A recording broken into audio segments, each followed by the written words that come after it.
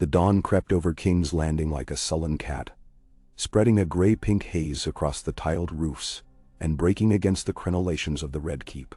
Robert Baratheon lay awake in his bed before the first horn sounded, breathing through the sharp tang of hoar frost that had crept in beneath the shutters. His great chest rose and fell beneath a bearskin blanket, but he felt no warmth from it. More than a decade of soft living had padded him. Yet the weight that troubled him this morning was not flesh, nor wine, nor guilt for the bruises he had left upon the hunting boar, whose tusk never found him after all. It was something colder, an echo of the chill he once knew at Storm's End when winter storms battered the cliffs and Stannis stood beside him in silent accusation. The cold in his bones, this dawn felt older than any he had known, as though some forgotten specter had brushed his skin during the uneasy hours between midnight and first light. He rose and swung his legs over the side of the bed, planting his feet upon chill marble. Cersei lay turned away from him, golden hair spilling across her pillow like a banner of Lannister pride, but he spared her no more than a glance. They slept like statues now, each facing the wall lest the other's gaze turn a dagger into an argument. Pulling on a thick woolen tunic dyed the deepest Baratheon black, Robert crossed to the window and shoved its shutters wide. Cold air rushed in, carrying with it the scents of chimney smoke and the distant salt of Blackwater Bay. Leaning against the casement, he watched street lamps extinguish one by one, their keepers beating hands together for warmth, while a handful of rag-clad children scavenged the refuse carts. The city did not yet know the shape of its day, but Robert could almost taste the unease that hung above it like fog. When at last he summoned his squire, the lad appeared with eyes still half-lidded from sleep. "Fetch Ser Barristan," Robert ordered, voice rough as gravel but steady, "and have the small council convene at once. There is a letter from Winterfell I would see read before the sun stands high." The youth bowed and vanished. Robert stood motionless until his knees ached. He pressed a calloused hand to the glass, sealing away the bite of early winter. Somewhere north of the neck, Ned Stark's hearths crackled alive against deeper snows. Robert pictured his old friend's somber face above a parchment lit by ember glow, and wondered what gust strong enough to rattle the stern wolf could have sent a raven winging hundreds of leagues south in the bleak of night. At Winterfell that same dawn, Eddard Stark stood upon the battlements flanking the broken tower. His cloak flapped behind him, fur-lined hood drawn over silvered hair that once bore no streak of winter. Snowflakes drifted in lazy spirals, whispering against stone as though reluctant to settle. Ned closed his eyes and breathed in the frost, tasting the north as it had been, and as it ever would be. Below, the yard rang with the clang of training swords. Young men humbled their pride upon one another's shields, while Jon Snow oversaw them. Though bastard, though scarcely older, he wielded a calm authority even Sir Roderick noted in council. A soft scuff of boots announced Maester Luwin, shoulders hunched within a heavy robe the color of slate. "My lord," he said, voice gentle yet urgent, "the raven for King's Landing has gone." Ned opened his eyes. "I pray it flies swift," he murmured. Luwin's eyes searched his. "Do you truly believe the Night's Watch exaggerates? We hear tales every decade. Shadows, blue eyes, dead men walking. Yet old Nan's stories grow taller with every winter." Ned's jaw tightened. "I rode beyond the wall in my youth. I saw things I could not name, and Benjen's silence weighs heavier than any ranger's song, this you know." The maester nodded, swallowing whatever rational skepticism remained. "Then may the gods speed that bird, and may the king read more than wine in its ink." Ned looked far south where sky and land vanished in white. "Robert will listen. He must. Isher. Yasman." In the Red Keep's council chamber, the air smelled of parchment and warm candles. Lord Varys arrived first, slippers whispering over carpet. Next came Grandmaster Pycelle, leaning upon an ivory cane, breath misting faintly. Littlefinger slipped in beneath the other's notice, coin twisting between practiced fingers. When Barristan the Bold opened the doors for his king, they all rose. Robert crossed the threshold with a hunter's stride, belly contained by a broad-studded belt, hair cropped shorter than court fashion. His blue eyes swept the table. "Sit," he growled. "We have business before dawn's heat fades to midday cold." Servants poured mulled wine, but Robert waved the cup aside. Lannister crimson cloaked the empty seat across from him. Cersei's. And for a heartbeat annoyance flickered through him, but he dismissed it. The queen had grown precious with her mornings. He unrolled the parchment Lewin's raven had carried. From Eddard Stark, Robert said, and silence fell. He read aloud. Of Benjen's months-long absence. Of rangers found butchered yet standing. Of corpses that opened blue eyes when axes split them anew. Of ghostly figures glimpsed in weirwood moonlight, and tracks that vanished, as though snow swallowed them and spat them out again leagues farther. The letter spoke of fear at Castle Black, of dwindling food, of 30-year veterans claiming the story spoke true after all. It ended with a plea. Send aid. Send faith. Send steel. Winterfell will ride upon your word, but the realm must stand united if the long night wakes. When Robert lifted his gaze, the council's faces wavered between disbelief and dread. Pycelle cleared his throat. Grave claims indeed, your grace, yet the watch has cried wolf before. Robert slammed a fist upon the oaken table, goblets rattling. Wolf or no, Ned Stark does not frighten at shadows. His voice cracked like thunder. If he says the dead walk, I'll not wait to see them knocking at my gate. Varys steepled soft fingers. An expedition north would drain coffers already thin from summer's larders, and your grace knows how the small folk mutter when taxes rise. Littlefinger's smile was like wind upon a silk curtain. It need not be a royal fleet. A modest force, perhaps. Volunteers. Make of it a quest. The realm adores heroes. Barristan spoke then, voice calm and steady. I will lead them. Robert met the old knight's eyes. Memory surged. Barristan in silver armor, outside the trident, saluting the first stag banners Robert ever lifted. The king nodded once. You shall ride at my side, sir. Littlefinger blinked. Your side, your grace. Robert's grin bared teeth. Did you lads think I'd sit a throne while Ned Stark wrestles ghosts? I've grown fat, not craven. He slapped his stomach.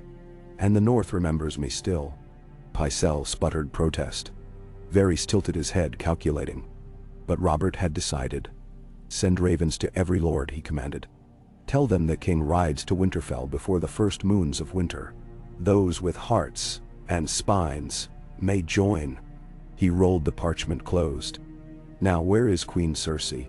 She stood upon a balcony above the courtyard, watching Robert's entourage gather at midday. Gold-cloaked guards marched in rows, hammers emblazoned upon shields. Robert's black charger stamped its hooves, impatient. Cersei's green eyes narrowed. Fools, she murmured to Jaime beside her. Chasing shadows while real enemies line our coffers. Jaime leaned on the stone rail. If Robert rides north, Stannis will circle Dragonstone like a shark. The Kingslayer's lips twisted.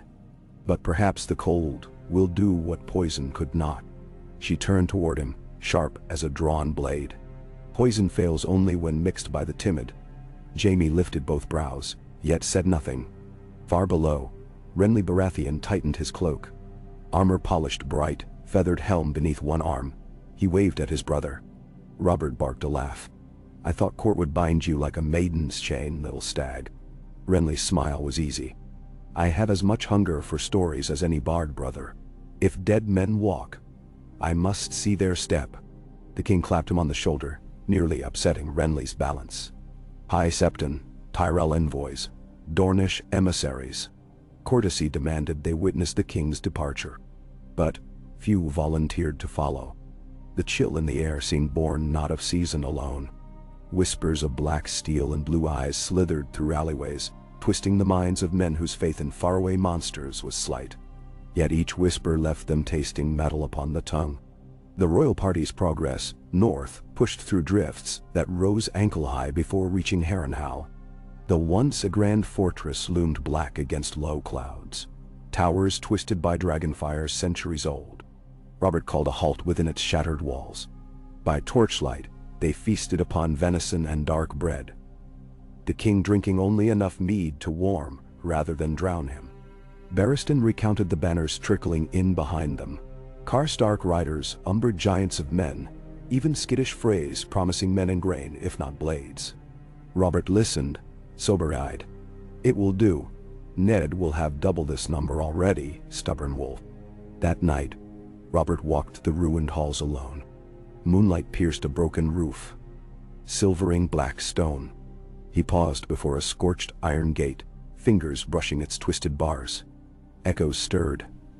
The shriek of Harren's sons burned alive, the roar of Baratheon. Ice and fire. Egan's shadow yet clung to this place, but Robert felt a colder presence breathing down his neck. He turned, half expecting armored wights to march through rubble. None came.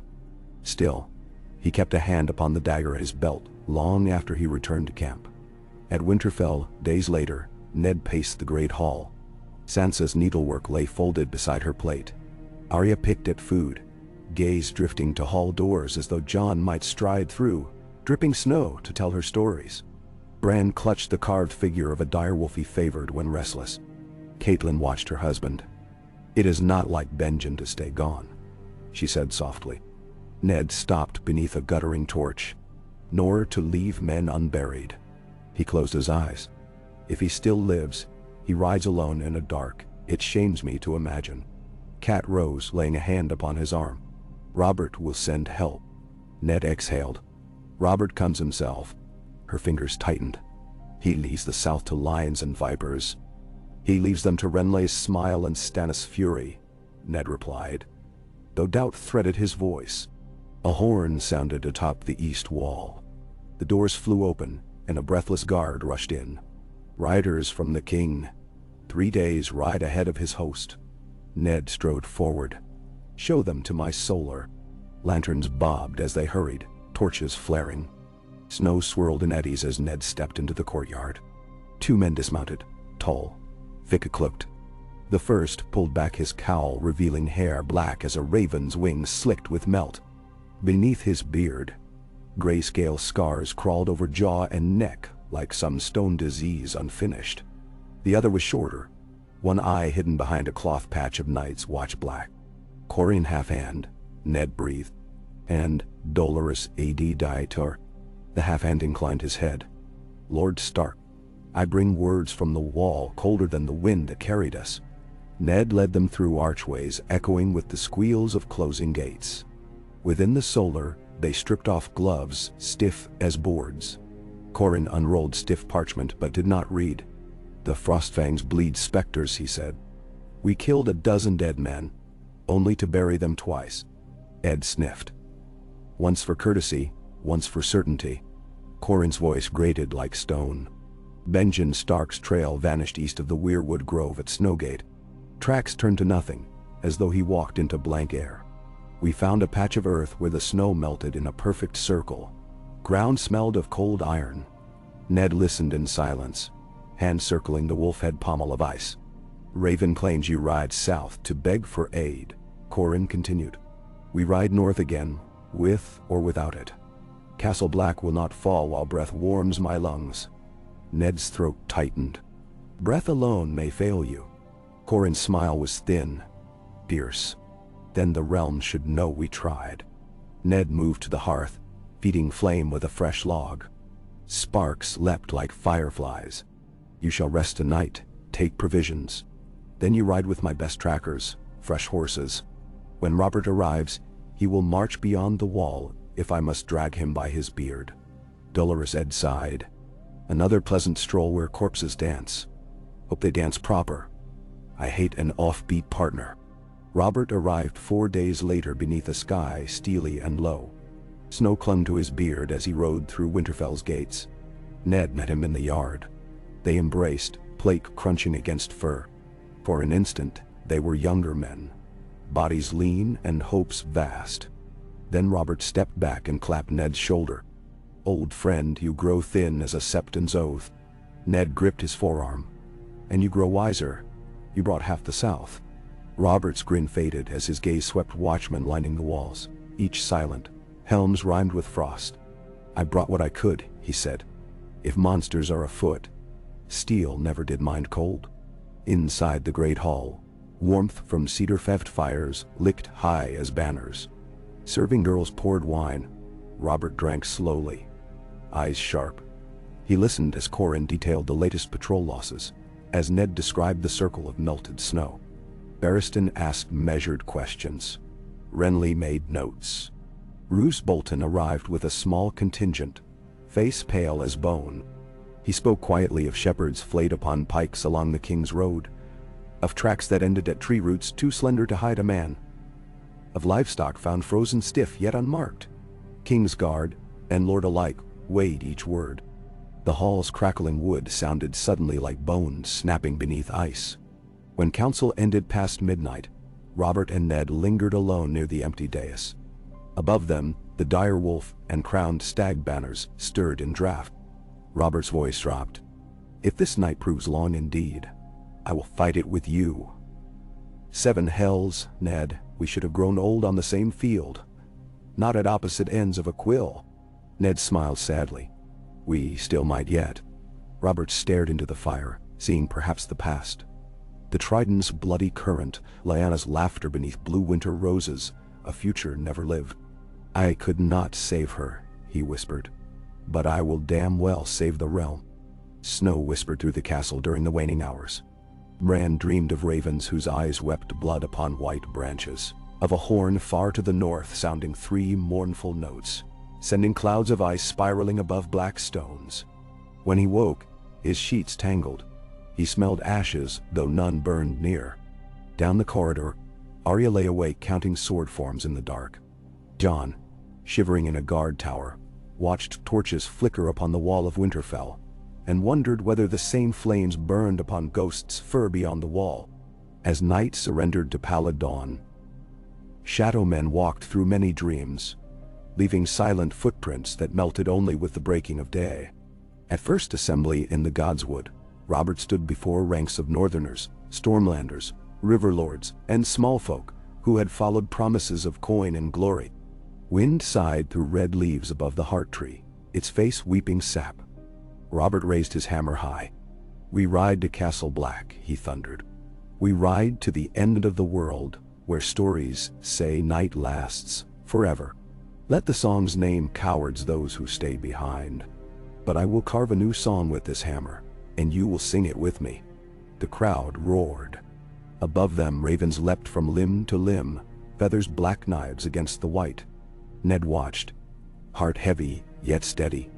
He saw in Robert the king he had once followed into madness for love of a woman-law.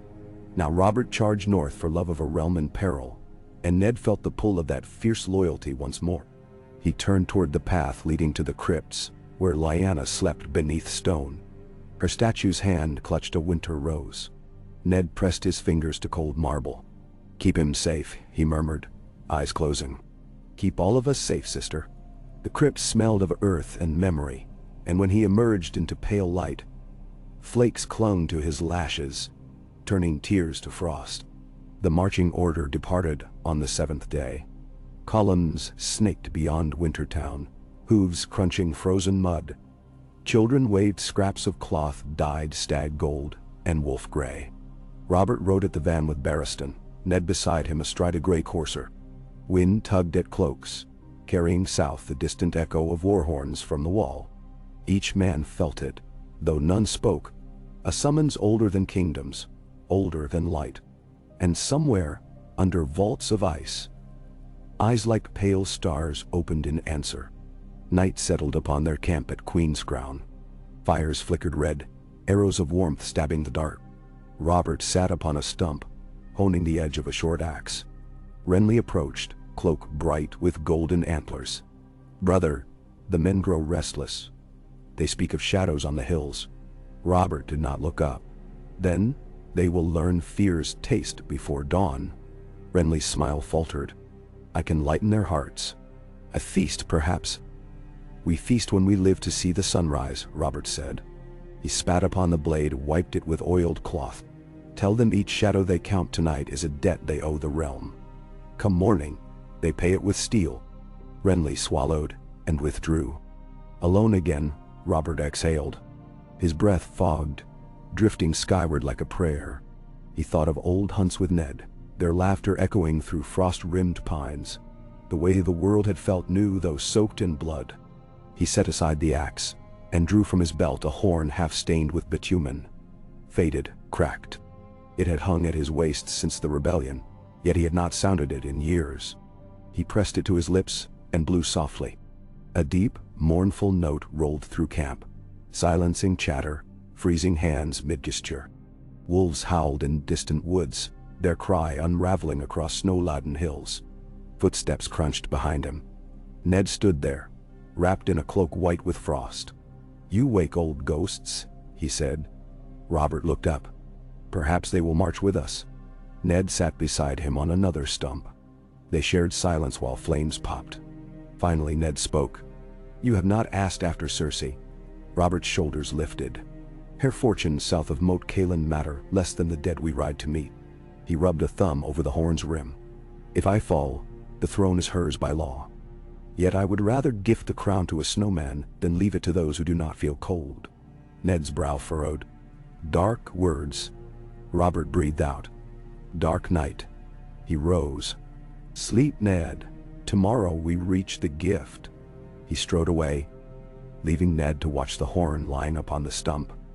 Etched with faded stags and roses, symbols of love and wrath now dulled by time. That night, scouts sighted pale riders upon a distant ridge, too thin for men, too tall for children, their mounts skeletal things with eyes like chips of moonlight. By morning the ridge lay empty save for hoofprints that led nowhere, their edges rimed with hoarfrost, though the surrounding snow lay fresh. Robert examined them himself, kneeling with one gauntleted hand pressed to the hollow print. The air around the depression felt colder than that outside it, as though winter pooled within. He stood, hammer resting upon his shoulder. "Well," he muttered, "it seems the enemy shows courtesy enough to greet us."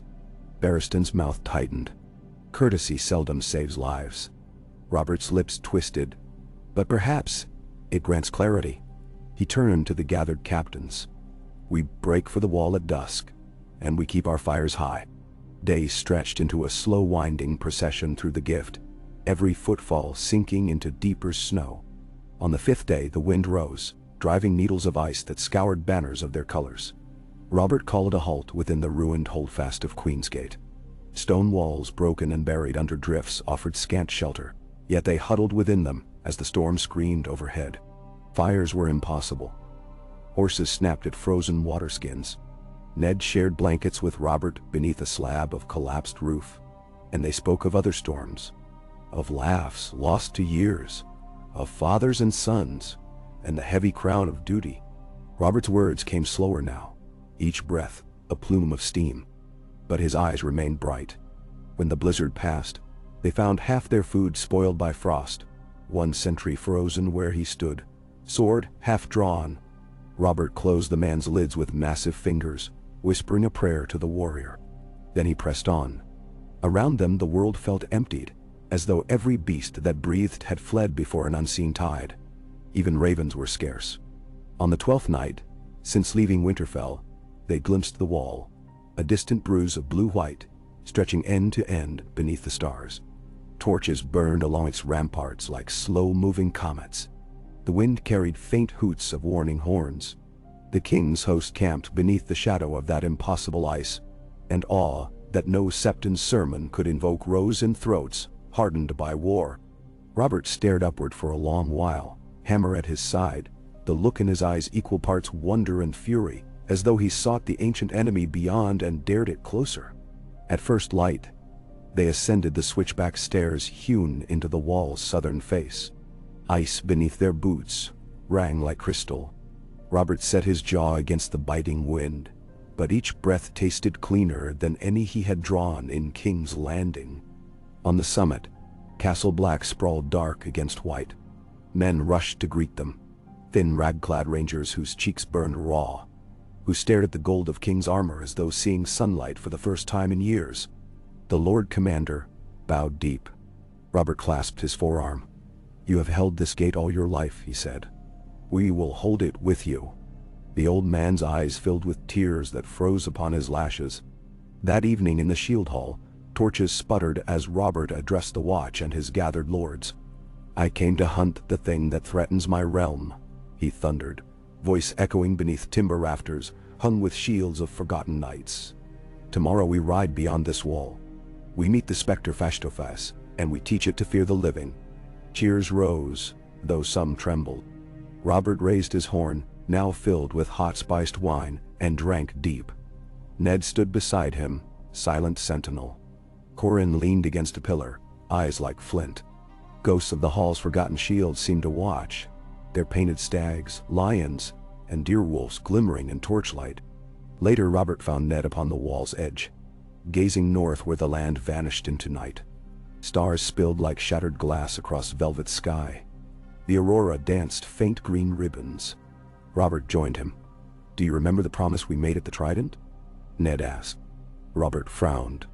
"That we would never kneel to fear, yet," Ned said. "But we spoke then of mortal foes." Robert's breath plumed. "Fear is immortal. Men are not." He looked north. "But men can still break fear when they stand together." Ned nodded slowly. "We shall see come dawn."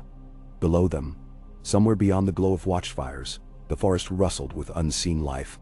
And deep beneath snow and ice, the Night King stirred.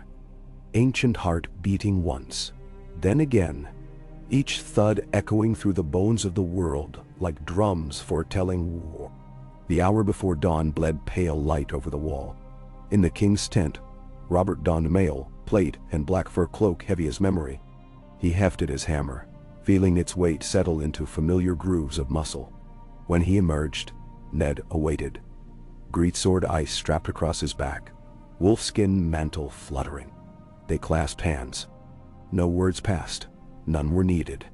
Behind them, ranks assembled, tired, cold, yet eyes alight with purpose. Horns blew thrice from atop the wall, and the gates of Castle Black creaked open. Robert Baratheon rode first, Ned Stark at his side, into the haunted forest where dawn struggled to break. Frost-coated branches parted before them like brittle spears, and the host of the living followed, banners snapping, breath misting, hearts hammering to the ancient rhythm of fear and defiance.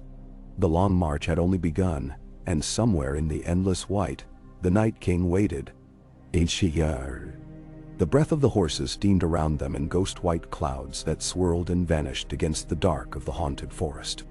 Robert Baratheon felt each labored exhale of his black destrier like bellows beneath him, a living engine pushing ever northward through a labyrinth of iron-gray trunks. Frost-rimmed pine boughs sagged overhead, shedding flecks of hoar that drifted like brief sparks of light before melting upon black pauldrons, brown cloaks, and the dull iron helms of men who would rather have marched along sun-baked roads in the riverlands than tread this frozen silence.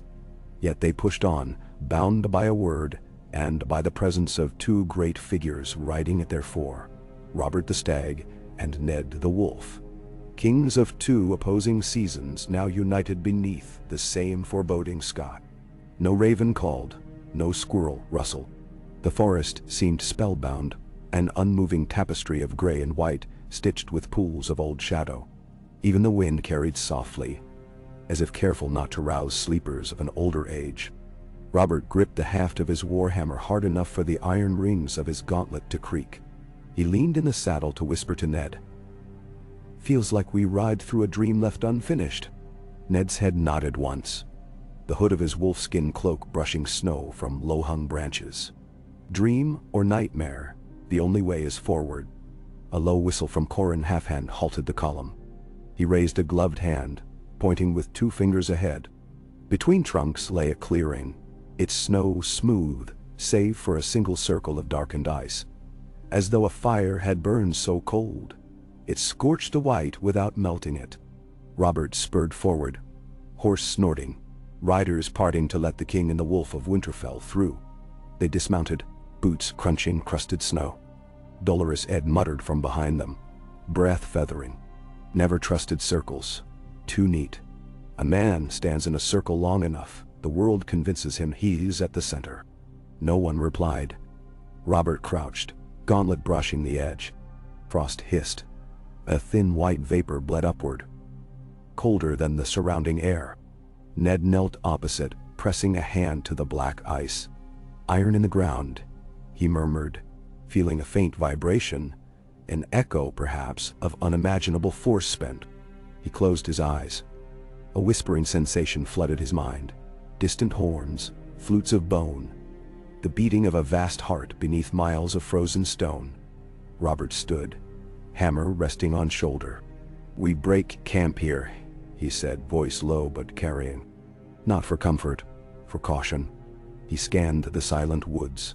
"The thing that made this mark may still be near. I'd like to invite it to supper." That drew uneasy laughs from some Stormlanders. Northmen only bowed heads, understanding too well the humor of doom. Tents rose beneath leaning pines. Fires hissed reluctantly to life, fed by green branches that smoked and sputtered. Renly supervised a small kitchen line, mixing oats and dried berries into steaming cauldrons. Barristan walked the perimeter with 24 shield bearers, marking sentry posts every 40 yards. Ned retreated to a narrow rise overlooking camp. Jon Snow joined him, Ghost at his heels, red eyes scanning gloom. Neither spoke at first. Only when torches flickered down below, as men settled, did Ned break the silence. "You miss Castle Black already." Jon shook his head. "I miss knowing which way safety lies." His fingers brushed the direwolf's fur. "Here, the danger feels like it comes from every direction at once." Ned placed a steady hand on his shoulder. "Fear shared loses its teeth, Jon. Remember that." Night settled with alarming speed. Snow began quietly at first, a few wandering flakes catching torchlight, then multiplied until camp seemed sunk in a glass globe. Robert paced along fires, sharing muttered words, slapping shoulders. He paused at Renly's cauldron and tasted the porridge, nodding approval though it scalded his tongue. When he reached Ned's rise, the flakes already coated his hair. "We keep moving come dawn," Robert said. "Yet I'll wager my crown dawn won't be bright." Ned eyed the sky. "They say there are nights north of here, where the sun never fully rises. Small wonder the dead favor such land." "Ninit Taro." A horn's single note shattered the hush. Soldiers lapped, hands to blades. Torches turned as one toward the western tree line where two scouts burst into view. Stumbling, one collapsed upon entry, the other dragging him by collar. Robert and Ned raced downhill, snow spraying from greaves. Corin met them, eyes narrowing beneath frost-rimmed lashes. "They found a village," he said grimly. "Or what remains." He gestured. "Bodies, not stiff, not still." Robert's nostrils flared. "We leave in force," he decided. "Show me." They assembled 50 riders, leaving the main host barred within a ring of sharpened stakes. Ghost bounded ahead, his shape ghostly pale. Jon followed with bow ready, Sir Barristan at his other flank. Torchlight flickered along axes and blades as they pressed deeper. The snow muffled hooves, yet every crunch seemed to echo off dark trunks. They crested a low ridge and saw it, a hamlet of a half-dozen hovels, roofs collapsed by heavy snow, doors ripped from hinges. The moon broke through ragged clouds, bathing the clearing in pallid light. Something gleamed near a well, a frozen patch of ground, slick as silver.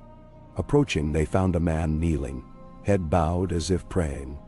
His skin glowed faintly, sapphire beneath frost. Jon drew a breath to warn them, but too late. The corpse jerked, neck cracking, and raised its blued hands. More shapes stirred. Children half buried in drifts, mothers still clutching infants, but their eyes burned with unnatural hue. A hiss rose, a collective exhale colder than any winter wind. Robert stepped forward, hammer high. "Men of ice," he roared, his voice volcanic against the night. He swung. The iron head crushed the kneeling man's chest, shattering ribs with a sound like breaking pottery. Yet the corpse clawed forward, bones grinding. Ned unsheathed ice, the great blade shimmering with reflected moonlight. He hewed downward, cleaving through neck and spine. The body collapsed, but claws still twitched. Barristan's sword flashed, severing legs, arms. Corin stabbed a burning torch into the face of another white. Flames sizzled, flesh blackened without smoke. Jon loosed arrow after arrow, each shaft striking dead center. Yet still the whites lumbered. Ghost leapt, jaws closing around an arm before wrenching it free. Then from behind the ruined houses came a ripple of thuds, like drums beneath the earth. A tall figure emerged. humanoid but wrought of frozen glass, armor of starlight and ice. Its crown fused to its skull, swept back like branching antlers. In its hand, a spear carved from midnight. The Night King himself, or one of his generals? Robert stared transfixed. The creature lifted a clawed hand, and at once the whites ceased attack, forming a semicircle. Frost bloomed across Robert's hammer, seeping from unseen air. He tightened his grip, though metal bit skin. Ned's breath frosted his beard in white crystals.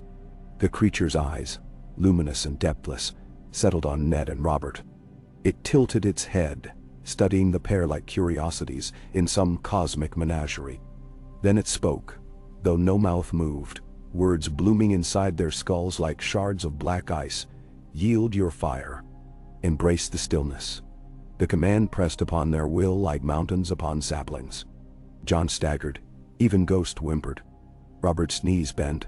Then he roared, a raw sound tearing free. The mental chill splintered. He surged forward, hammer high, body wreathed in steam from his own fury. The Night Thing gestured. A shard of purple-black ice formed mid-air and shot toward Robert. Barristan intercepted, shield up. The shard slammed into oak and steel, exploding into flakes. The force knocked Barristan aside, but he rolled, came up sword first. Ned barked the order to fall back. Corrine signaled 3 rapid whistles. They retreated in disciplined steps while covering each other. Robert lingered, hammering 2 whites flat before Corrine seized his arm. Your Grace, if you die here, the realm falls tonight. Robert's eyes blazed, but he relented, backing into the column. The Night Thing watched their withdrawal, untouched. It raised its spear, stabbed the air. A crack split the silence. The sky above changed hue, from bruised to black. Snow burst downward in violent gusts. Visibility vanished.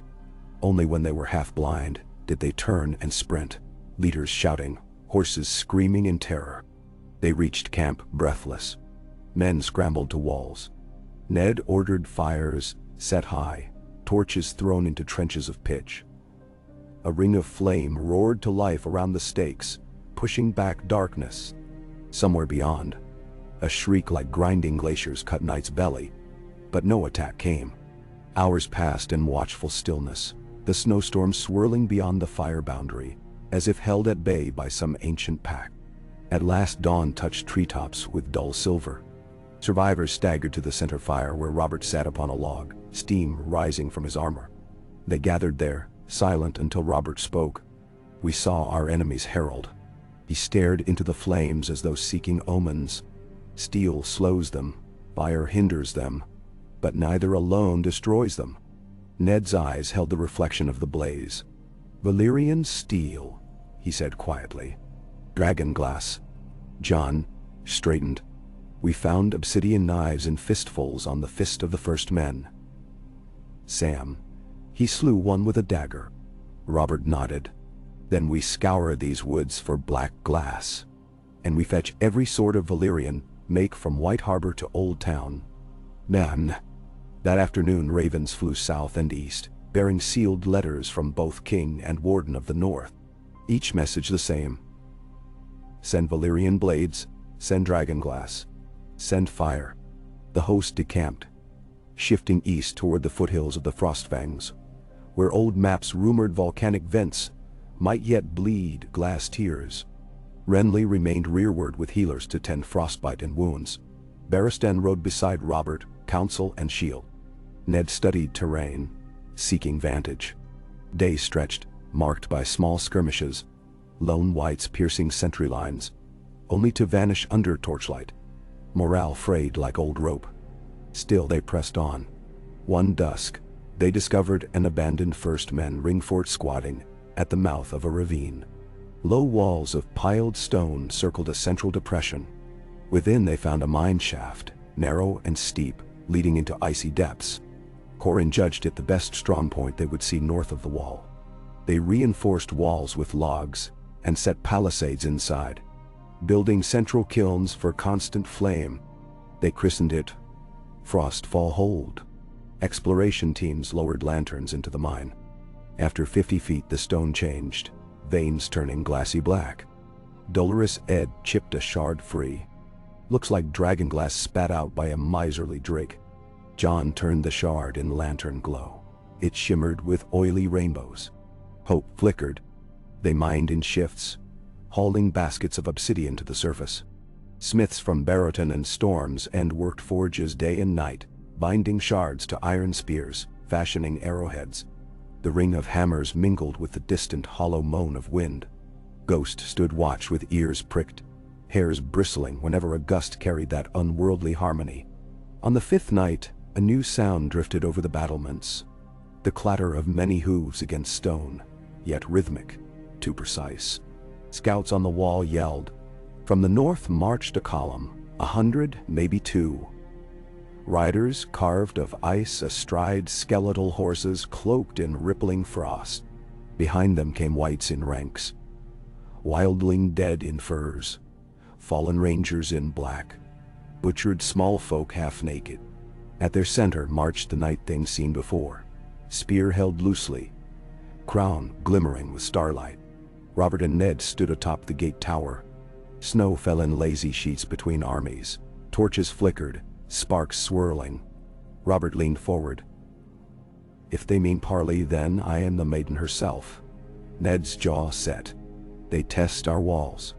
Robert hefted his hammer, called to the men below. "Archers!" Iron creaked as hundreds knocked arrows tipped with obsidian. Flaming braziers lit arrowheads until each glowed amber red. Robert slashed his hand downward. Shafts flew, hissing through still air. The first rank of wights crumpled, shards of glass lodging into skulls, chests. Some halted frozen mid-step, others collapsed and lay still. But many rose obsidian splinters embedded but harmless, as though their cold blood rejected the fire within the stone. Jon's heart fell. He remembered Sam's dagger. Why did it work then? He thought frantically. He watched as a single night of ice caught an arrow on his gauntlet. It shattered like sugar. Ned whispered, "Dragonglass alone is not enough when wielded from afar." Robert signaled ceasefire. The night thing raised his arm. To order advance perhaps, but Robert shouted before he could. "Do you speak, creature? Does death have a tongue?" The night thing's gaze flickered over the walls. In the hush, every man heard a voice inside his mind. The living wage war on silence. We answer. A wave of dread cascaded, but Robert barked a laugh. "Come then." Silence is shattered when hammers strike. He lifted his weapon. The crown of ice tilted, perhaps amusement, perhaps boredom. The creature lowered his arm. Wind howled. The dead surged. Hundreds crashed upon Frostfall's walls, clawing stakes, climbing shoulders. Robert roared at the gatehouse. Ned raised ice. Barristan joined with sword high. Renly drew twin daggers of obsidian and steel and leapt into the fray. The first clash erupted in thunder of steel, cracking bone. Obsidian close work proved potent. When a blade found a wight's torso, the corpse shivered and collapsed, limbs dropping lifeless. Barristan skewered two in a sweeping thrust. Glass shards welded along his blade edge. Renly ducked a frozen axe. Slashed upward. The wight crumbled. Even so, numbers pressed. A horn sounded thrice from the tower. Jon appeared with Ghost and a cadre of rangers carrying clay jars sealed with wax. "Dragonfire," he announced. Corrin struck flint to a wick. Blue-orange flame burst. They hurled jars over parapets. When they cracked, viscous liquid erupted in pillars of searing green. The wildfire Cersei stored in secret caches beneath King's Landing, now repurposed and borne north by Stannis ships. The burning gel clung to wights, igniting hair, bone, flesh. Screams, high, shrill, split the night. The dead thrashed. Some fell from walls ablaze, spreading liquid flame beneath the ring fort. Yet amid the chaos, the night thing strode, unaffected. Wherever wildfire reached him, it sputtered and died. Frost-devouring green tongues.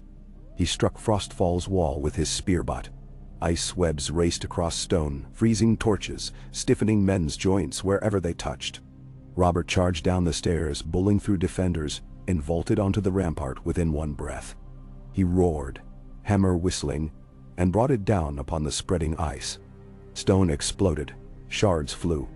Frost receded for an instant. The Night Thing's gaze fixed upon Robert. He advanced slowly, whites parting. Ned raced around from the other tower, ice lifted in both hands. Barristan, bleeding from a cut on brow, closed the gap. Renly hauled a wildfire jar, but a wight tackled him. Jar rolling off the edge to burst upon siege ladders below. Robert grinned feral. "Come on then, devil." The Night Thing spun his spear once with impossible grace, then lunged. The spear tip slashed. Robert parried with hammer haft.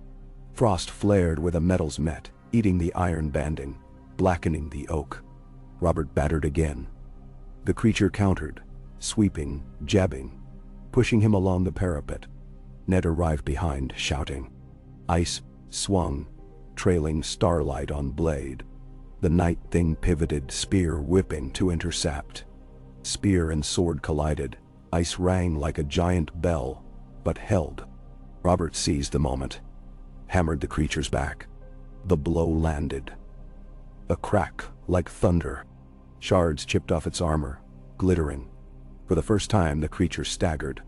It whirled, vision burning with cold hatred, and drove a palm into Robert's chest. Frost blossomed over plate. Robert gasped, breath stolen by arctic chill that leapt from armor to skin. Ned charged, hacking. The creature retreated a step, ice knitting over broken shards. Barristan darted in, slicing the spear's shaft near midpoint.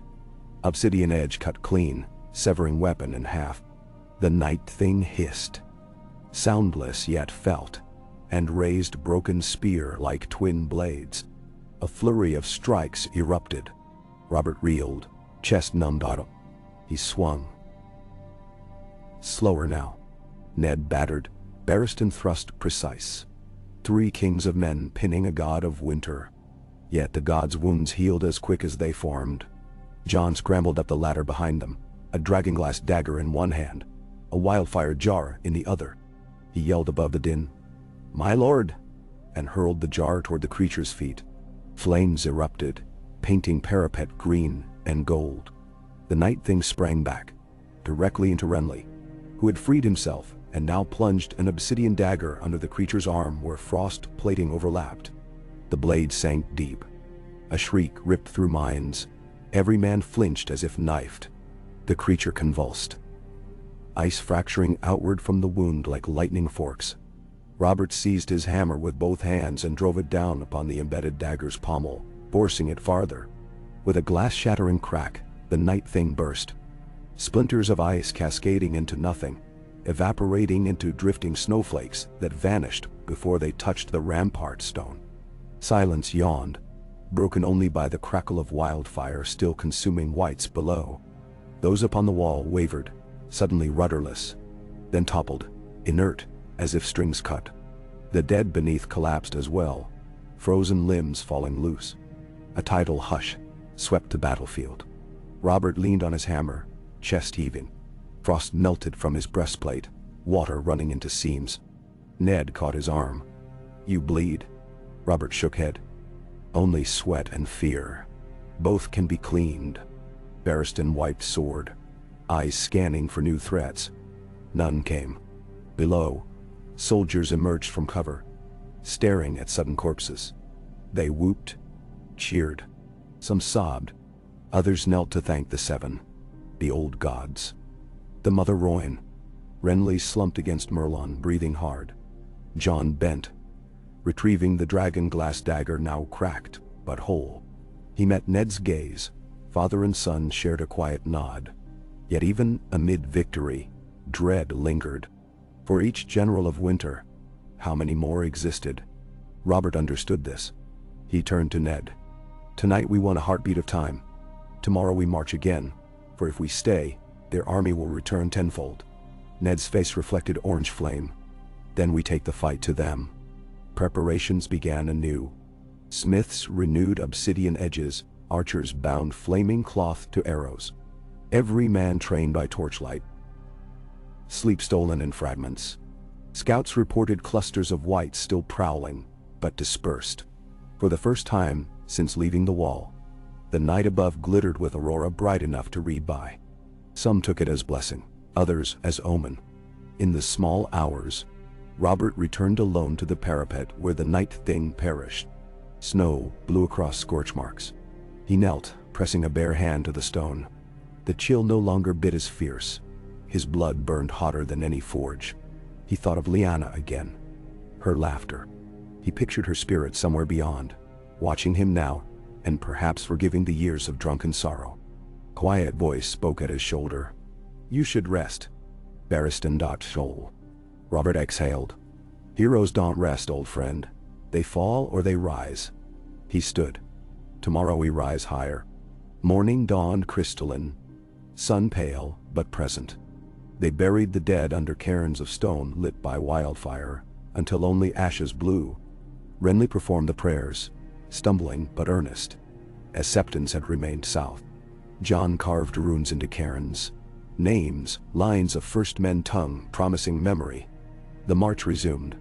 Frostfall hold faded behind, smoke twisting like black ribbons. They ascended the ridge into land where even pines thinned, replaced by tundra, stretching to low, rolling hills. Steam vents dotted ground, thin plumes that smelled of brimstone.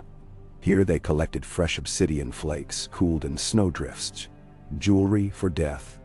By dusk they reached a plateau, overlooking a valley blanketed by swirling fog. Corrin scouted ahead with Ghost and 2 rangers. He returned, face gray. "There's a lake," he said, "frozen mirror clear. Beneath its icewalk men, hundreds, thousands, preserved like flies in amber. The Night King watches from its center." Robert tightened gauntlets. "At last we strike hard." Ned convened war council. Robert, Baratheon, Corrin, Jon, Renly. Maps etched on hide unveiled vantage points, ice shelves, vent trails. The plan formed. Archers and obsidian slingers circle high ridges, main host charges across frozen tundra. Miners set wildfire pits along retreat path. Robert and elite guard confront the Night King upon the Mirror Lake's surface. Ned leads flanking assault to cut reinforcements. Risk monumental, reward final. That night, Ned wrote letters to Sansa, Arya, Bran, Rick and Doddite. He gave them to a Raven Master with orders. If dawn fades and no Raven returns within 3 days, fly. Robert drank 1 horn of strong wine, then quenched thirst with water. He passed among tents, clasping hands, clapping backs, reminding men they fought for the living and for warmth yet to come. Pre-dawn hush cloaked camp. Snow ceased, moon low. Men rose, silent, fires extinguished. They moved like shadows across white fields, breath plumes merging with darkness. They reached ridgelines shortly before first hint of crimson east. The valley yawned below. Frost's slick stillness broken by vents pulsing faint steam. The Mirror Lake glimmered silver gray. Upon its center rose a throne of black ice, twisted like roots of a petrified tree. There sat the Night King, taller than before, wearing another crown grown from crystalline branches, spear else twice the length of a man's. At his feet, embedded beneath the ice, corpses packed so dense their faces blurred into mosaic. Robert advanced, hammer ready. Ned walked opposite side, ice low. Ghost paced between, hackles upright. Jon knocked first arrow. Obsidian head kissed with dandelion down. A spark would ignite when arrow struck. Robert stepped onto lake. The ice groaned yet held. Frost spread beneath each footfall. He called across great expanse. "I am Robert Baratheon, Lord of Storm's End, King of the Andals. I challenge you."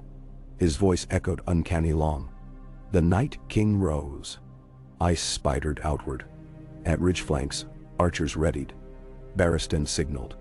Jon drew arrow to cheek, eyes steady. The world held its breath. Then a sound. Soft, almost sweet, rose from under the lake. A keening choir of children's voices singing in a language older than sand. The ice vibrated. Corpses beneath stirred, their eyes flickering.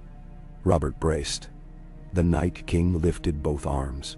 The lake surface exploded in a whirlwind of glass shards. A geyser of frost shot skyward. From its heart leapt wights clad in Bronze Age mail. Ancient first men, warriors of a forgotten epoch, blades of frozen fire in hand. They rushed Robert.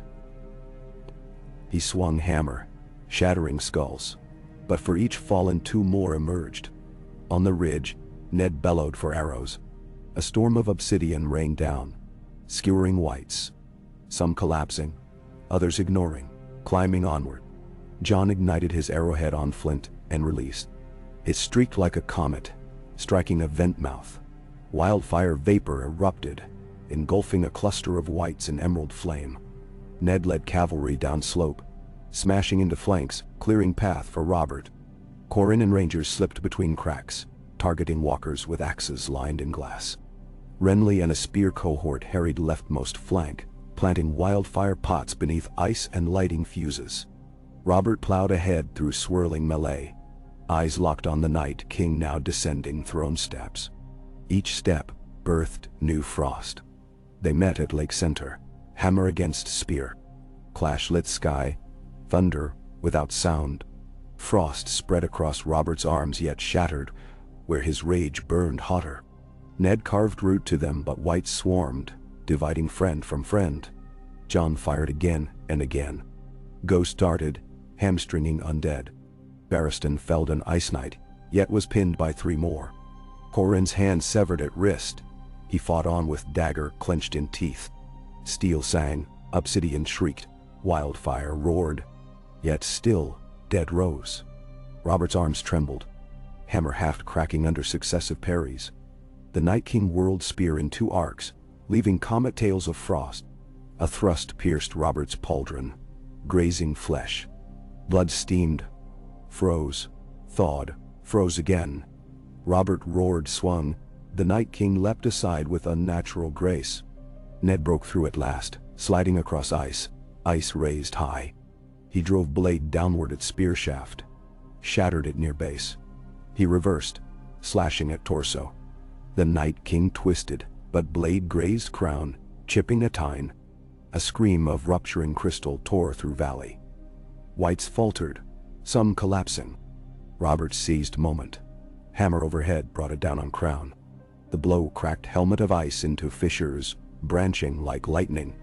Blue light seeped through fractures. The creature staggered. Robert struck again, drive of a battering ram against fortress gate. With each impact, fissures spread deeper. The Night King slammed frost palm into Robert's chest. Armor frosted, then shattered, ribs cracking. Robert stumbled but did not fall. He raised hammer for final blow. But the Night King stabbed broken spear straight through Robert's side. The king's eyes widened. Blood bloomed red against white frost. He faltered, but as spear twisted, Robert grabbed its shaft and yanked creature close. Forehead to frozen helm. "For Lyanna," he whispered, and spat hot blood into glowing eyes. Then he dropped hammer, seized dagger from belt, dragon glass bound in bronze, and rammed it beneath cracked crown, deep into throat. Light exploded. The Night King arched, screams bursting in every mind like splitting icebergs. Body flashed brilliant blue, then fractured into shards. A shockwave surged outward across lake. Wights froze mid-fight, collapsed like puppets cut. Frost cascaded to dust. Silence. Robert sagged, spear still in flank, blood pouring. Ned caught him before knees struck ice. "Hold fast." Robert managed a grin. "Tell Cersei. I always hated her whine." Ned laughed despite tears freezing on lashes. "Save your breath for Maester." Robert's eyes dimmed. "Give crown to the boy. The quiet one, Bran. He sees truths." Ned pressed hand to wound, but blood welled unstoppable. Robert's smile softened. "We won?" Ned looked across, ice strewn with dead now truly dead. Saw Jon kneel by Corin, Renly and Barristan staggering among bodies. Sunrise finally cresting ridge in gold. He nodded. "Aye, old friend, the dawn belongs to us." Robert's gaze found horizon. "Good. Tell the wall. I kept my watch." With last breath he squeezed Ned's forearm, then went still, weight heavy as an anvil yet lighter than silence. Ned bowed head, tears thawing frost where they fell upon blank ice. Hours later, the sun climbed brighter than any since they left the wall. Survivors gathered around Robert's body laid upon shield of black wood. They built pyre of obsidian shards and pine. John lit it with wildfire torch. Flames burned blue-green, soaring high, reflecting off lake now cracked and sighing as though exhaling long-held breath. When embers cooled, Ned claimed the stag-crowned helm and hammerhead, shattered by frost, wrapping both in a wolf pelt. He addressed those left. The realm owes tonight's dawn to Robert Baratheon. We carry him south not in body but in fire, his fury still warming hearts. He raised ice. We march home. Yet as they turned from valley, John lingered. Beneath ice he saw corpses dissolving into white mist that drifted upward like smoke from candles. The throne of black ice melted, leaving hollow in lake's center. Faint music of children's voices faded on wind. He shivered not from cold but from sense that some cycle ended, and another began. They marched weak south, bannerless yet not broken. Ravens flew ahead with news. King Robert dead, victory claimed. Night King shattered. At Winterfell they buried hammer shards beneath heart-tree roots. Sansa crowned Bran with a circlet of weirwood silver. Lords kneeling to a boy who dreamed green dreams. Ned stood behind, sword sheathed, grief masked by duty.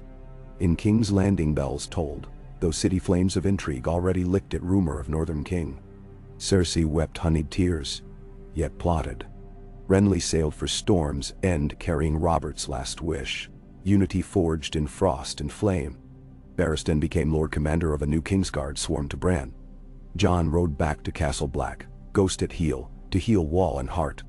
Corin laid his severed hand at the foot of a weirwood stump, promising North it was not last gift he'd give. Years later bards sang of the battle on the Mirror Lake, where king and night god met upon glass. They sang of hammer blows that shattered winter's crown, of obsidian tears falling like rain, of dawn rising blood red then blooming gold. They sang of the wolf and the stag, brothers by choice, whose courage lit the final fire. And when winter nights grew long once more, small folk told children that if you listen beyond the crack of frozen ponds, you can still hear a laugh booming. Robert's, echoing across the ice, bidding the dark keep its silence, for the living remember and the living endure. Ba Kai. Dawn spills over the battlements of Winterfell like watered wine, staining in the snow-dusted stones a pale rose that fades almost at once. The torches lining the courtyard gutters hiss softly, their flames reduced to blue nips in the rising light. Ned Stark stands in the shadow of the first keep with his mailed hands wrapped around the broken haft of Robert's warhammer. The severed iron head rests on a low anvil set up for the morning's ritual. Ascending, the smiths call it, when a great lord's weapon is melted and poured into a cast that will become a sigil for the crypt. Bran watches from his wheelchair, while Maester Luwin murmurs a litany that is half prayer, half recipe. The boy's eyes, once summer blue, now darkened by green dreams, follow every tongue of flame that curls from the forge. Jon Snow kneels beside him, hair unbraided, cloak gray with travel frost. He has ridden hard through the night from Castle Black, 3 fresh ravens tucked beneath his jerkin, each bearing grim reports of how the wall still groans and cracks in the aftermath of the Night King's fall. Arya lingers on the parapet above them, an old practice sword in her hand, tapping it softly against the stone crenel in a restless rhythm. Sansa is nowhere in sight. She sits with Catelyn inside the great hall, embroidering a binding shroud of black velvet stitched with tiny golden crowns. The stitches are perfect, the work of a queen, some might say, though the girl hums under her breath a melancholy song that Lady Brienne taught her on the long road south years ago. The forge bellows wheeze, the iron head of the hammer glows red, then white. Mikken beats it once, twice, 3 times, more right than Smith's work, before sliding it into the crucible, where powdered obsidian glitters like midnight dust. The blast of heat curls Ned's beard. He feels the weapon soul, if weapons possess such things, shriek in the conflagration. Robert's laughter echoes in the back of his skull. A booming sound the king used to scatter grief like starlings. Ned blinks hard. When the molten metal runs like a river of sunrise into the sigil mold shaped in the likeness of a crowned stag, Bran's fingers clutch the arm of his chair. The green in his eyes glints bright, and for a heartbeat, he is not a child but a door swinging open on ancient hinges. Beyond Winterfell's walls, the wounded host stirs. Tents sag beneath snow and half-frozen sleet, but voices rise with the smoke of breakfast fires. Stormlanders toast bread on broken spear tips. Free folk mingle with black-clad brothers of the Watch, sharing haunches of salted dog and telling half-remembered jokes in the common tongue. Ghost walks the perimeter, silent, stopping occasionally to nose the heaps of weapons collected from the fallen whites. Most have already been dumped into great pits of coals, but here and there a strip of bronze armor or a shard of pale ice still lies untouched, too chilling to handle even through leather gloves. Gendry, fresh from the smithies of King's Landing, called north at Renlysplee, cracks a few of those shards with measured hammer blows. Each one pops like thin glass, releasing a freezing spit of vapor. He whistles quietly at the reaction. He has ideas now for new means of killing things thought unkillable. Cersei Lannister arrives late that morning, cresting the King's Road with a caravan of red banners. Her white mare steps delicately over churned mud in the outer ward, while gold cloaks shout for stable hands to lead the beasts away. She dismounts unassisted, lips pressed thin. Jaime rides at her side, cloaked in warm furs that disguise the golden armor beneath. His green eyes search every tower top, half expecting arrows. None come. The letter that summoned the Queen, sent by Raven, in Ned's hand, extended safe passage under Stark hospitality. Cersei does not trust the words, but she needs Winterfell. She needs, above all, the legitimacy of Robert's dying wish. When the Queen is shown into the Great Hall, Bran greets her first. The boy sits now upon a high-carved chair raised on a dais of new-cut oak boards. The silver circlet around his brow is modest, wrought from castle smithies. The dire wolf's head at its center, flanked by 2 stag antlers, as nod to Robert's last breath. Cersei's painted lids twitch at the sight. She bows, stiff-spined, and murmurs a condolence that tastes of vinegar to her own ears. Bran's smile is tame, polite, unreadable. He speaks little these days. The ravens speak for him, through him, of him.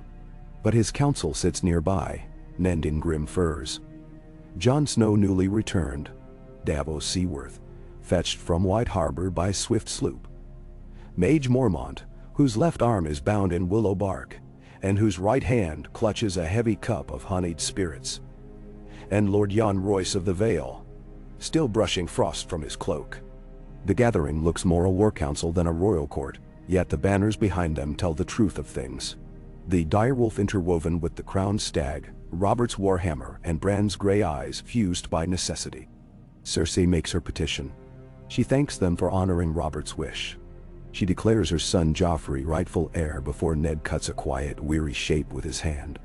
Queen Regent, he says. Robert's last words name Bran Stark protector of the realm until a great council can be called. He pauses, allowing the hush to settle. We will abide by the law, not by whispers. Jaime's jaw tightens, but he says nothing. His one good hand strokes the pommel of the sword at his hip, as though soothing a restless horse.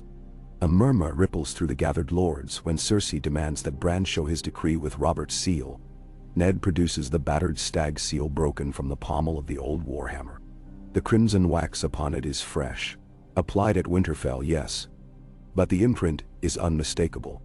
Maester Luwine swears the writ to be as binding as any parchment. Witnessed by 20 lords and half as many stewards. Cersei's shoulders stiffen, but she is not without cunning. She shifts tactics, asking for an escort south, that she might guard the safety of the princes and the little Princess Myrcella. Bran grants it readily. Sir Jorah Mormont volunteers to ride with a dozen knights of mixed banners. Cersei bows again, this time so low the hem of her gown sweeps the pine needle. Strewn flagstones. She departs the dais before her composure cracks. When she is gone, The hall exhales. Bran beckons to Jon and whispers something unheard. Jon nods, leaving at once to send another raven, this time to Samwell Tarly at the Citadel, requesting all lore on how long an ice demon remains dead, and whether gods might reform in the shadows beyond the world. Sam's reply will take weeks, but the question must be asked. That afternoon, a snow squall rolls off the last river, hammering Winterfell in blind whiteness. From the battlements the world vanishes.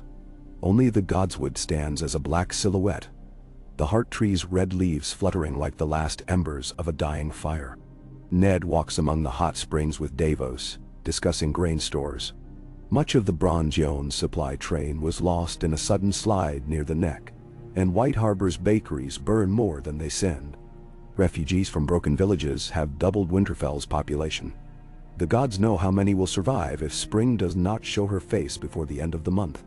South of the neck, rumors spread faster than ravens. Lords gather in Harrenhal's blasted hall.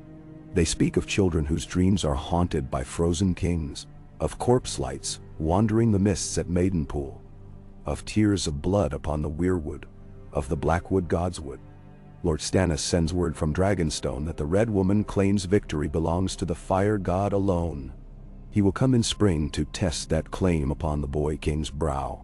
Sir Davos reads that letter and frowns at the wording. Boy King, as though Bran were some usurper in child's clothing. The Onion Knight burns the parchment carefully, letting no ash drift near Stark eyes. Renly remains at Winterfell, refusing to ride south with Cersei. He says he is uncle to a kingdom now, but some see ambition in his crooked smiles. Nightly he dines with Sansa, who listens with polite attentiveness while he spins tales of King's Landing balls and the laughter of Highgarden. Sansa's cheeks flush lightly, remembering once the songs she hummed about gallant Renly. Though time has made them brittle, Renly does not press. He knows the game of hearts and thrones. He plays the slower hand. Arya slips away in the nights, training under the flickering torchlight of the yard with Brienne, who returns from patrols along the King's Road to find the girl waiting with wooden practice blade in gloved hands. The Sapphire Knight corrects her stance, her footwork. Arya's shoulders gain new muscle. Her eyes lose none of their storm. One dawn they spar until gray light steals the last of darkness and puddles freeze solid. Brienne braces her back as the pang of a half-healed wound in her ribs flares. Arya lowers her sword, but not her eyes. Again tomorrow, she says. Brienne nods, pride mingled with caution. Deep in the old Godswood, Bran communes with ravens. He sits cross-legged in the shallow trench between gnarled roots, palms upturned to falling snow. His breath plumes and spirals into the branches, dissolving into black shapes that flutter, caw, and settle again. Inside the Weirwood's carved face, the red sap tears glisten. Bran's vision unfurls over winter plains, where the last of the whites collapse into brittle husks. He sees the cracked throne of ice sinking beneath the mirror lake, the water sealing over in a crust that shines silver under the moon. Yet beyond the frost fangs, a darkness churns, something wounded but not slain, slithering back into caverns older than bones. Bran feels that cold pulse like the echo of a lost heartbeat. For a moment he is afraid. Then the fear passes through him like wind through reeds, and he opens his eyes to the living world once more. 7 days after Cersei departs, a rider arrives from the west, Sir Kevan Lannister under banners of parley. He brings terms, gold grain stores from the Golden Tooth in exchange for acknowledgement of Tommen's claim to Storm's End. Ned counters with grain directly from the Reach. Mace Tyrell's envoys pledged it by Raven yesterday. Kevan hears this and bows. The lion does not starve, he replies with measured courtliness. He leaves the same hour, cloak flapping like a rallying banner behind him. Bran watches him go, thinking of roaring beasts caged by winter's bars. Jon returns to Castle Black once more, this time with 200 volunteers. Lords, knights, free folk, farmers, sworn to shore up the Ragged Watch. Sam's Raven meets him on the foothills. No mention of reborn ice demons, but a stack of fragmented scrolls about Dragonsteel, a lost Valyrian art. Jon rides harder, mind aflame with tasks. Rebuild the Watch. cut new bows, find obsidian seams, scour skagos for rumored wyvern nests where dragonfire might still be hatched. In the sheltered valleys of the Neck, Howland Reed feels the shift in his bones. He gathers crannogmen and sends them north in canoes through icy marsh channels, trailing nets behind them to haul eels and trout for the starving.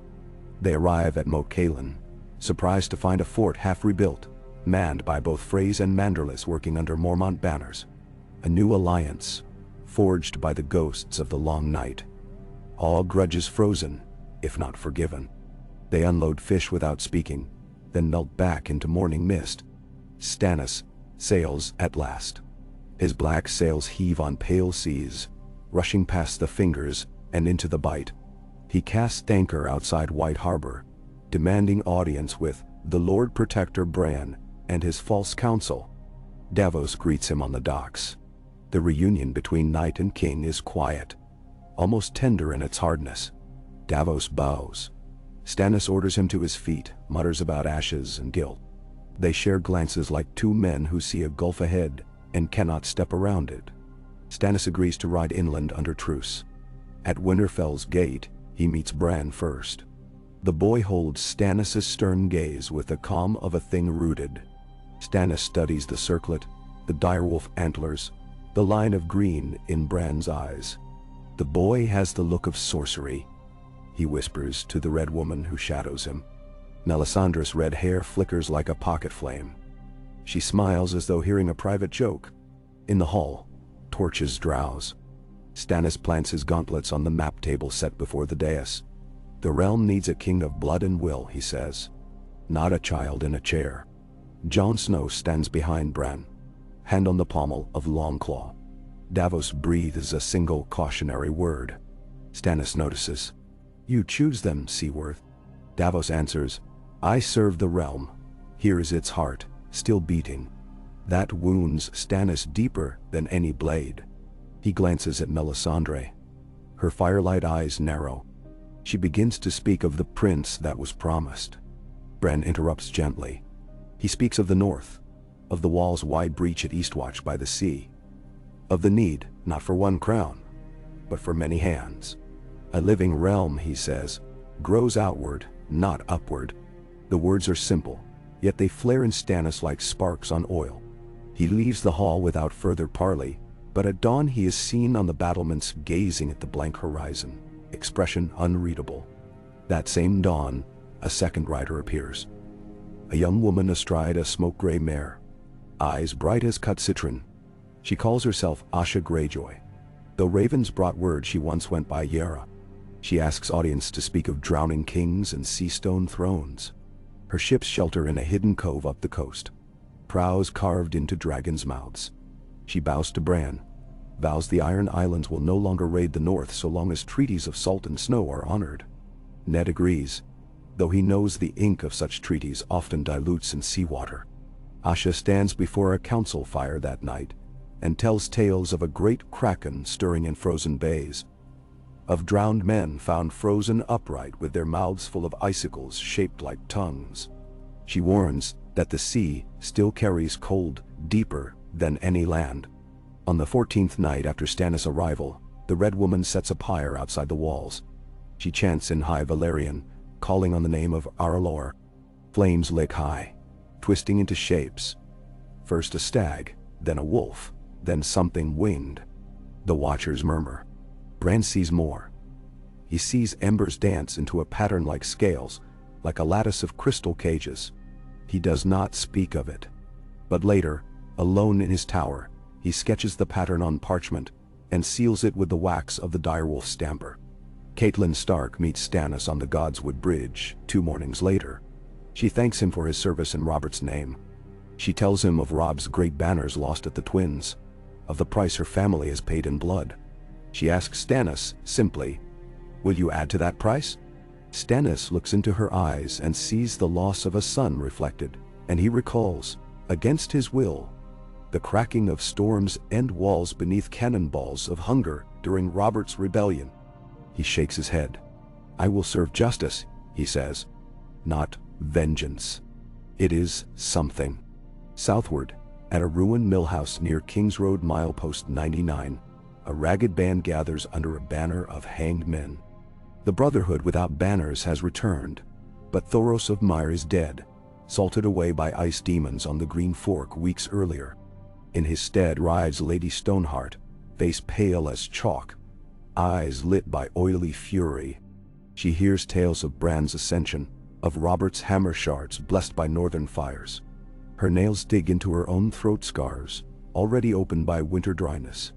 She orders the Brotherhood north again. She does not seek peace. She seeks truth. In Old Town, Archmaester Marwyn's pupils decode an ancient Volantine tablet that speaks of ashen wills able to knit frost from shadow, but only in the presence of a living star. The meaning is unclear, yet they dispatch copies of the text to every lord known to stand watch on the wall. Ravens blur the skies like a shifting constellations of ink. Spring teases the realm. A single crocus pushes through the snow at Hornwood, but a killing frost blackens it overnight. Gendry forges a double-edged longsword of dragonglass steel, calling it Dawn's Echo. He presents it to Jon Snow when the Lord Commander returns to Winterfell for counsel. Jon swings it once, twice. The blade hums like a live thing, edge rhymed with a faint hoar that never melts. He thanks the smith with the stark words, "Winter is coming." Gendry laughs, wiping soot on his forearm. Hope it bloody well stays gone a century. Stannis leaves at last, but without banners of war. Melisandre remains behind, claiming she sees the truer light in the green-eyed boy. Stannis allows it, perhaps relieved, perhaps wary. He rides east, taking Davos and 12 ships to explore rumor of dragons stirring beyond Hardhome's ruin. None believe the tales, but Stannis is a man who fights windmills when they turn against the sun. Summersell's words drift north, seeking coin. Winterfell cannot feed them all. Arya and Brienne lead patrols to drive off the worst. One encounter ends with Arya cutting the purse from a Braavosi rogue before he can unsheath his stiletto. Brienne chides her for recklessness. Arya shrugs. "I practice," she says. In King's Landing the Red Keep spreads gossip like plague spores. Joffrey rails at the small council, demanding riders be sent to take Bran's head. Sir Hyla Hunt, the new commander of the City Watch, reminds him the gold cloaks barely hold the streets since food prices triple. Varys smiles thinly in a back corridor. He sends little birds north with pockets of secrets, rosters of hidden supporters, maps of the Blackwater's secret currents, a charcoal rubbing of a Valyrian glyph that may break the Night King's spell forever. Or may not. Information is only as valuable as the trust it devours. On the 60th day of Bran's regency, a white raven arrives from the citadel at nightfall. It circles the heart tree thrice, then lands on the boy king's shoulder while he dreams in the godswood. Its wings drip frost, though the air is calm. When Bran wakes, it flutters away, leaving a single pale feather that turns to water in Jon's hand when he finds it at dawn. Bran says nothing of the dream to anyone. Later that week he orders ravens sent to every corner of the realm, inviting maesters, singers, septons, even the Silent Sisters, to a conclave in Winterfell on the first new moon of summer. The letter claims it is for healing the realm, but some know better. The real power of a king lies in the stories people choose to tell. As the moon changes, Bran begins to suffer night fevers. He trembles in his furs, murmuring words in the old tongue. Luwin bleeds him with leeches, fearing chills from the lake battle. Yet the leeches burst, frozen inside their glass jars, though the fire roars. Jon sits by the bedside reading aloud from the annals of Joramun, hoping the tales steady Bran's mind. Ned prays in the sept a single night, though he has never claimed the seven truly. He prays for mercy, for future, for the ghosts of Robert and Lyanna to guard the boy. Outside, the winds howl like wolves remembering their wild. On the eve before the conclave, the children of the forest arrive. Or rather, they are glimpsed. Slight figures flitting at the edge of torchlight where the forest presses near the walls. The guards do not hinder them, uncertain if what they see is shadow or snowdrift. Bran meets with one beneath the heart tree. A female with bark brown skin like polished chestnut, eyes gold as morning. She speaks in a clicking tongue that Bran understands. She places a shard of black crystal in his palm, no longer than a finger, faceted on two sides, like the broken point of a spear. Then she withdraws into darkness, leaving no trail. At dawn the castle thrums with voices. Maesters in gray, singers with harps tucked under arms, smiths bearing samples of new composite steels. Bran sits high at the dais, the shard hidden in his sleeve. He listens as each presents knowledge.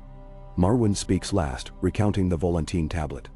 When he reads the phrase, "living star," Melisandre steps forward, eyes blazing bright. She points at Bran. The star lives yet. His blood bears dawn. Chaos stirs. Some kneel, others argue. Bran raises a hand. Silence swallows the hall. He describes the fragment gifted by the children. It is the keel of the Night King's spear, older than Valyria, forged in dragonfire by unknown hands. Its mirror shards scatter the cold song when plunged into the singer's own heart. Bran explains in calm voice that to ensure the Night King never reforms, the human side of the world must weave this shard into its foundation, into the walls of its keeps, its swords, its crowns, so no shadow can stand separate again. He proposes a forging. The shard melted into a new metal, alloyed with dragon glass and Valyrian steel, hammered into 7 keys. Each region of the realm will keep one, sworn never to raise it in war against man, only in defense against the dark. The idea is mad, visionary, holy. It is also the first plan, since Aegon's conquest, that might unite a realm splintering. That night, the hall divides into small circles of debate. Stannis has returned, salt bitten into his beard, speaking of glacier-white beasts in the shivering sea. He pledges his key, though his voice brims with iron. Cersei's envoy refuses at first, but Jaime's letter sways her. He writes of promise, of second chances. In Dorne, Arianne Martell twirls a swathe of desert orange silk, considering what blood price might lurk behind such vows. The Vale sends negative word. Sweet Robin Arryn is ill, his maester suspicious of magic keys. Bronze Jon must persuade him in gentle father voice. The forge fires burn for 9 days and nights. Gendry oversees, joined by blacksmiths of 9 houses. They heat the shard in crucibles of black iron ringed with dragon glass. The metal sobs, if metal can sob. Tiny shrieks like ice cracking on a pond in spring. When the final pour is done, 7 ingots lie glowing on a slate table. Bran watches, pupils wide as moons. Ned weeps then, shocked by his own tears. He recognizes the feeling. Hope raw and blinding. Keys take shape. Each bears a sigil, a wolf twined with a stag. A fiery crown rising from waves, a sun pierced by claw, a bear's paw gripping flame, a spear entwined by vines, a kraken clasping lightning, a book circled by raven. On the 10th dawn, Bran presents them under the heart tree, naming each keeper in turn. The realm shifts, like plates of earth settling after quake. A feast follows, humble by southern measure, but warm. Sansa sings a northern dirge. The hall falls still. The song's final line, a promise that winter's debts are never unpaid, only transform. Arya sneaks ale to Smith's, laughing herself hoarse. Gendry, cheeks flushed, kisses her behind a pillar. She punches his shoulder but softly. Outside the feast, Jon paces the wall walk. Key of the watch heavy on his belt. Sam's latest raven clings to his arm. The scroll is short. It says, "Life grows, even in ashes. Keep the keys apart, yet bound by oath. And remember, the dead only sleep until the living forget them." Jon stares north. The sky pulses with a faint shimmer of aurora, green and pink veins writhing like serpents of light. He wonders if the Night King sleeps somewhere under that shifting sky, dreaming a dream colder than death. He fingers the dragon steel blade at his side, and vows to keep the world awake. Months pass. Rivers thaw. Fields near the Green Fork sprout tiny green shoots. The crocus at Hornwood blooms anew, unspoiled this time. Ravens fly between castles, not with doom, but with seed tallies, wedding contracts, songs. One morning Ned stands upon Winterfell's ramparts beside Davos, watching the first merchant wagons from the Reach rumble through the gate. He breathes deep. The air still bites, but within it rides a warmth he has not felt in years. Later that evening, Ned sits beside Lyanna's statue in the crypts. He runs a thumb over the stone petals of her winter rose. "We kept our promises, little sister," he whispers. Robert kept his too, in the end. He lays at her feet a single fresh crocus plucked from the hornwood wagon, its white petals veined in purple. He thinks of ghosts vanishing, of a quiet that sighs like peace. Above him, Bran wheels along the yard where children chase each other with blunted practice blades. He closes his eyes and feels the weirwood hum with them, feels the wall stand strong, feels the sea roll restless but free. He is king for now, until the great council seats a wiser adult. But the title is an echo. He is something older, something younger, a boy who opened doors and let winter pass through, only to watch spring creep back across the threshold.